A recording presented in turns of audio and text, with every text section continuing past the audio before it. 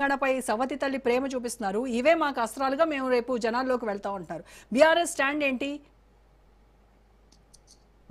ముందుగా ప్యానెల్లో పాల్గొన్నటువంటి పెద్దలు వెంకన్న గారికి, అదేవిధంగా మోహన్ అన్న గారికి, మీకు అదేవిధంగా రాజ్ న్యూస్ వీక్షకులకు నమస్కారం తెలియజేస్తా ఉన్నాను. అదేవిధంగా ఈరోజు వెస్ట్ బెంగాల్, అస్సాం, పుదుచ్చేరి, తమిళనాడు, అదేవిధంగా కేరళలో విజయం సాధించినటువంటి సభ్యులందరికీ కూడా శుభాకాంక్షలు తెలియజేస్తా ఉన్నాను. ముందుగా ఈరోజు వెస్ట్ బెంగాల్ తీసుకుంటే ఏదైతే బీజేపీ పార్టీ సర్ ప్రక్రియతోటి వాళ్ళ కార్యక్రమాన్ని ఏ విధంగా అయితే మరి సాధించాలనుకున్నదో, ఇవాళ 90 లక్షల మంది ఓట్లను తొలగించి వాళ్ళ విజయానికి దాన్ని సర్ ప్రక్రియను ఒక ప్రత్యేకమైనటువంటి ఆయుధంగా వాడుకున్నటువంటి పరిస్థితి ఈరోజు స్పష్టంగా కనిపించింది. ఎందుకంటే ముందు నుంచి చెప్తా ఉన్నాం, ఈ సర్ ప్రక్రియ అనేది సమగ్రంగా జరుగుతలేదు. ఈ సర్ ప్రక్రియతోటి బీజేపీ వాళ్లకు అనుకూలంగా మలుచుకునేందుకే ఈ సర్ ప్రక్రియను చేపట్టింది. మరి ఓట్ల టీఎంసీ కూడా ఇదే వివాదాన్ని బూచిగా చూపించింది. ప్రతి రోజు కూడా రాహుల్ గాంధీ కూడా ఇదే చెప్పారు. బీహార్ లో ఏం జరిగింది, ఇప్పుడు వెస్ట్ బెంగాల్ లో మరి అది ఎక్కడ ఇంపాక్ట్ చూపించలేదు కదా. నేను అదే చెప్తున్నాను మేడం. వెస్ట్ బెంగాల్లో ఏదైతే ఉందో పర్టికులర్ గా ఈ రోజు మమతా బెనర్జీ గారు కూడా మాట్లాడడం జరిగింది. అక్కడ బీజేపీ విజయానికి మూల కారణము సర్ ప్రక్రియ. సర్ ప్రక్రియ తోటి దాదాపు 90 లక్షల ఓట్లు తొలగించారు. ఇవాళ బీజేపీ సాధించినటువంటి విజయాలలో ఎవరైతే విజయం సాధించినటువంటి సభ్యులు ఉన్నారో వాళ్ళు కేవలం కొన్ని స్వల్ప మెజార్టీ తోటి గెలిచినటువంటి పరిస్థితి కనిపిస్తా ఉన్నది.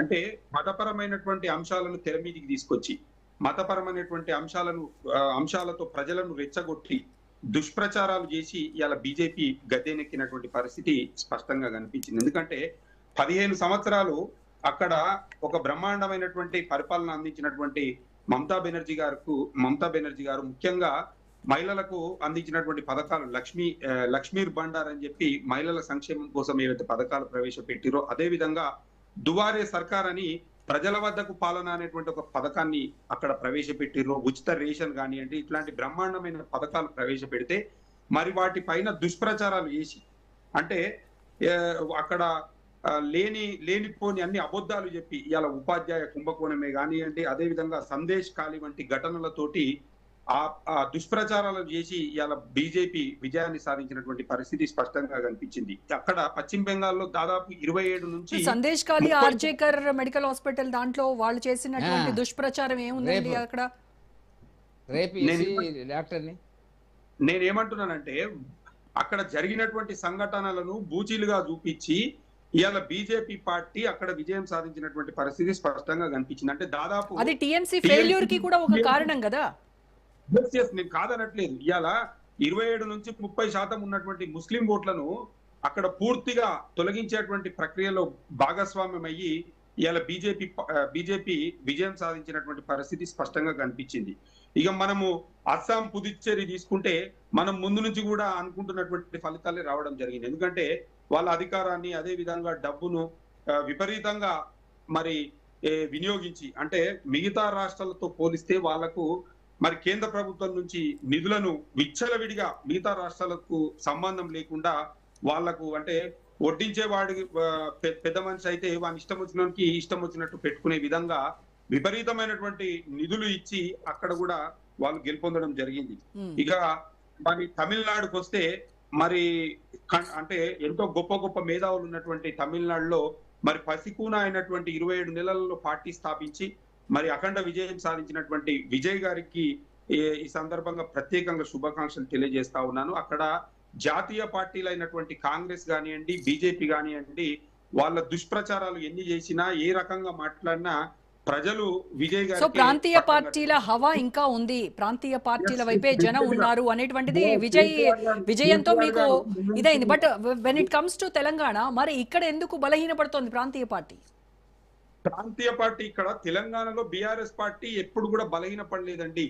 తెలంగాణలో కాంగ్రెస్ పార్టీ అధికారంలోకి వచ్చింది కేవలం 1.35% ఓట్లతోటే. ఇక్కడ జరిగినటువంటి 10 సంవత్సరాల పరిపాలనలో కాంగ్రెస్ పార్టీ అబద్ధాలు చెప్పి అమాయకమైనటువంటి ప్రజలను మోసం చేసింది తప్ప ఇది నైతిక విజయం కాదు.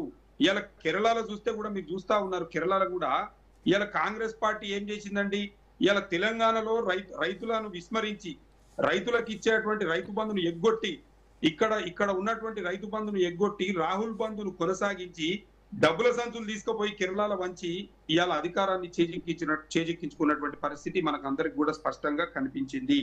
నేను ఏమంటున్నానంటే కేరళలో కూడా దాదాపు విజయన్ గారు 15 సంవత్సరాల పరిపాలనలో ఎన్నో సంక్షేమ పథకాలను అమలు చేయడం జరిగింది. కాకపోతే ఇక్కడ నుంచి పోయినటువంటి నాయకులు ఈడ తెలంగాణలో మేమేదో ఉద్ధరించినాము, మేము 6 గ్యారంటీలను 100 రోజులలో అమలు చేసినామని చెప్పి వాళ్ళని మోసం చేసి మేము ఇక్కడ కూడా 5 గ్యారంటీలు అమలు చేస్తామని చెప్పి వాళ్లకు అబద్ధాలు చెప్పి దుష్ప్రచారాలు చేసి డబ్బు సంచులను మోసి ఇవాళ అక్కడ విజయం సాధించారు. పినరై విజయన్ ను కేసీఆర్ తో పోల్చారు. ఆయన మీద ఉన్నటువంటి అవినీతి ఆరోపణలను కేసీఆర్ తో ఏమంటున్నానంటే తెలంగాణలో కూడా కేసీఆర్ గారి పైన కానివ్వండి, కేటీఆర్ గారి పైన కానివ్వండి, హరీష్ రావు గారి పైన కానివ్వండి, అదేవిధంగా బీఆర్ఎస్ నాయకులు అనేక మంది పైన ఎన్నో కేసులు పెట్టింది. ఏ ఒక్క కేసులో కూడా సరే నాకు ఒక విషయం క్లియర్ గా చెప్పండి లక్ష్మీ నరసింహారెడ్డి గారు, క్లియర్ గా ఒకటి చెప్పండి. మీ అధినేత కేసీఆర్ ఫామ్ హౌస్ కి పరిమితం అవుతున్నారు, తర్వాత వర్కింగ్ ప్రెసిడెంట్ కేటీఆర్ ఏమో ట్విట్టర్ కే పరిమితం అయ్యారు. ఇవన్నీ రకరకాల విమర్శలు రోజు వింటూనే ఉన్నాం. సో ఇవే బీజేపీ నేతలు కూడా చెప్తూ ఉన్నారు, ఇటు కాంగ్రెస్ వాళ్ళు కూడా చెప్తూ ఉన్నారు. సో కాంగ్రెస్ ఏమో అమలు చేయనటువంటి హామీల వల్ల వాళ్ళు ఖచ్చితంగా ఓడిపోతారు, నెక్స్ట్ రాబోయేది క్షేత్రస్థాయిలో జనం అంతా కూడా మా వైపే చూస్తున్నారు అని చెప్పేసి బీజేపీ అంటోంది. ఇప్పుడు నేను ఏమంటున్నానంటే మన మోహన్ గారు కానివ్వండి, అదే విధంగా వెంకన్న గారు మాట్లాడే పరిస్థితి ఎట్లా ఉన్నదంటే ప్రభుత్వం ముందు నిజం మాట్లాడేటువంటి పరిస్థితి లేదు. వాళ్ళ యొక్క ప్రభుత్వాలు ఉన్నాయి కాబట్టి వాళ్ళు నిజం మాట్లాడేటువంటి పరిస్థితి లేదు. ఇవాళ కేసీఆర్ గారు ఫామ్ హౌస్ కే పరిమితమయ్యారు అని చెప్పి చెప్పడం జరుగుతా ఉన్నది. నేను ఏమడుగుతున్నానంటే కాంగ్రెస్ నాయకులను, కాంగ్రెస్ ప్రభుత్వం వచ్చి 29 నెలలు అవుతుంది, వాళ్ళకు కూడా కొంత సమయం ఇవ్వాలి కదా. వాళ్ళు కూడా పరిపాలనలో ఏ విధంగా వాళ్ళు ఇచ్చినటువంటి హామీలను నెరవేరుస్తారు అనేటువంటి అంశాలను పరిశీలించాల్సినటువంటి పరిస్థితి ఉంది కదా. ఇప్పుడు వాళ్ళ అధికారంలోకి రాగానే మేము మీ యొక్క వైఫల్యాలను ఎండగడితే ఏమంటారు, మేము నిన్న మననే వచ్చినాము, మేము కుదురుకోనే లేదు, అసలు మాకేం తెలుస్తూనే లేదు, మీరు అప్పుడే మా మీద ఇట్లా దుష్ప్రచారాలు చేస్తున్నారని చెప్పి అబద్ధాలు చెప్తారని చెప్పి కొంత సమయం ఇవ్వడం జరిగింది.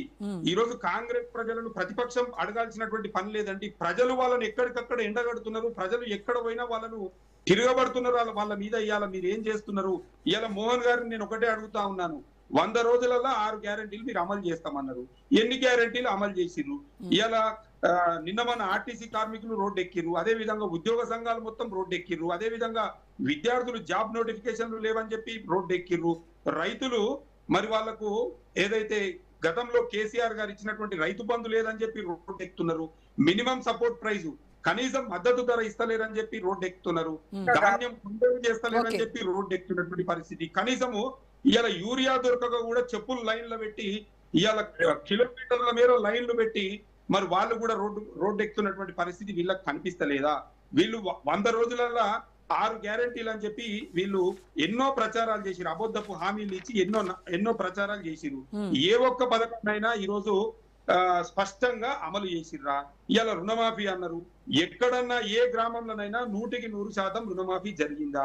ఇవాళ నేను వెంకటరెడ్డి గారిని కూడా అడుగుతా ఉన్నాను, ఈ రాష్ట్రం నుంచి గతంలో అంటే ప్రతి సంవత్సరం దాదాపు 2.5 లక్షల నుంచి 3.5 లక్షలు జాతీయ ఏదైతే జీడిపి ఉందో ఆర్థిక పరమైనటువంటి అంశాలలో తెలంగాణ యొక్క వాటా దాదాపు 3.5 లక్షల కోట్ల మేరకు ఉంది ప్రతి సంవత్సరం. మరి వాళ్ళు రాష్ట్రానికి ఇస్తున్నది ఎంత? రాష్ట్రానికి కేవలం ఒక 40-50 వేల కోట్లు ఇచ్చి చేతులు దులుపుకుంటున్నటువంటి పరిస్థితి వాస్తవం కాదా? ఇవాళ 8 మంది ఎంపీలు ఉన్నారు, బీజేపీ ఎంపీలు. మరి 8 మంది ఎంపీలు, మరి మోడీ గారు ఉన్నారు, మరి ప్రభుత్వం ఉంది, కేంద్ర ప్రభుత్వం ఉంది అని చెప్పి చెప్తా ఉన్నారు. కానీ మరి ఈ రాష్ట్రానికి ఎన్ని నిధులు తెస్తున్నారో ఒక్కసారి వాళ్ళు ఎక్కడన్నా మాట్లాడుతున్నారా? మన తేజస్వి సూర్య గారు తెలంగాణ గురించి అవమానకరంగా నిండు పార్లమెంటులో మాట్లాడితే ఒక్క ఎంపీ కూడా దాన్ని ఖండించలేదు, దానిపైన స్పందించలేదు. ఇది కేవలం ఏం చెప్తున్నానంటే ఇవాళ బీజేపీ పార్టీ అదే విధంగా కాంగ్రెస్ పార్టీ మీ పైన ఇంకొక ప్రధాన విమర్శ ఏంటంటే లక్ష్మీ నరసింహారెడ్డి గారు, బీజేపీని మీరు కాంగ్రెస్ ను దెబ్బతీయడానికి మీరు లోపాయికారిగా బీజేపీతో ఒప్పందం చేసుకున్నారు, అందుకోసమే కేంద్ర దర్యాప్తు సంస్థలు ఇవన్నీ కూడా మీ జోలికి రావట్లేదు అనేది కాంగ్రెస్ పార్టీ చేస్తున్నటువంటి విమర్శ. ఏమంటున్నానంటే మా దగ్గర కత్తి లేదు, నెత్తి లేదు. అధికారం రాష్ట్రంలో అధికారం కాంగ్రెస్ కున్నది, కేంద్రంలో అధికారము బీజేపీకి ఉన్నది. ఏదైతే సిబిఐ గానీ, అదే విధంగా ఈడీ గానీ, ఇన్కమ్ ట్యాక్స్ గానీ, ఇంకా ఏవైతే స్వయం ప్రతిపత్తి కలిగినటువంటి సంస్థలు మొత్తం కేంద్ర ప్రభుత్వం ఆధీనంలో ఉంటాయి. ఇక్కడ నుంచి వీళ్ళు రాష్ట్రం నుంచి వీళ్ళు తీర్మానాలు చేసి పంపించారు, వీళ్ళు లెటర్లు రాసిరు, వీళ్ళ మీద చర్య తీసుకోవాలని. అక్కడ ఏ విధమైనటువంటి నిజం లేదు కాబట్టి వాళ్ళు చర్యలు తీసుకుంటలేరు కదా. ఇవాళ ఈ కార్ రేస్ అన్నారు, టెలిఫోన్ ట్యాపింగ్ అన్నారు, కాళేశ్వరం ప్రాజెక్ట్ అన్నారు. వీటి మీద వాళ్ళ దుష్ప్రచారం చేసుకోవడానికే అవి పనికొస్తున్నాయి తప్ప వాళ్ళు నిజాన్ని బయటికి తీసేటువంటి పరిస్థితి వాళ్ళ చేత కాదు. అంటే అక్కడ ఏం జరగలేదు కదా, అక్కడ తప్పు జరగలేదు. కేవలం ఏంటంటే ప్రజలను డైవర్ట్ చేయాలి, ప్రజలను డైవర్ట్ చేసి ప్రజలను ఏదైతే వాళ్ళు ఇచ్చినటువంటి హామీలను ఎక్కడ అడుగుతారో అని చెప్పి భయపడి వీళ్ళు రోజుకో కొత్త డ్రామాను మొదలుపెట్టి ఇలా ప్రజల ముందుకు రోజుకో కొత్త రకమైనటువంటి వాక్యాలతోటి ఇలా ముందుకు వస్తున్నారు తప్ప వాళ్ళు చేస్తున్నది ఏమీ లేదు. తెలంగాణను 10 సంవత్సరాలలో దేశంలో ఆదర్శవంతమైనటువంటి రాష్ట్రంగా తీర్చిదిద్దింది కేసీఆర్ గారు.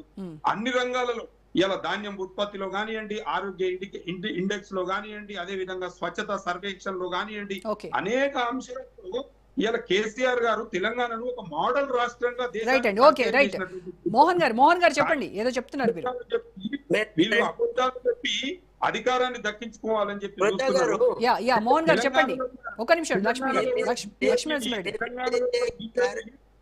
ప్రక్రియను తీసుకొచ్చి తెలంగాణలో అధికారం దక్కించుకోవాలని ఏదైతే తహతలాడుతుందో ఖచ్చితంగా బీఆర్ఎస్ నాయకులు అడ్డుకుంటారు.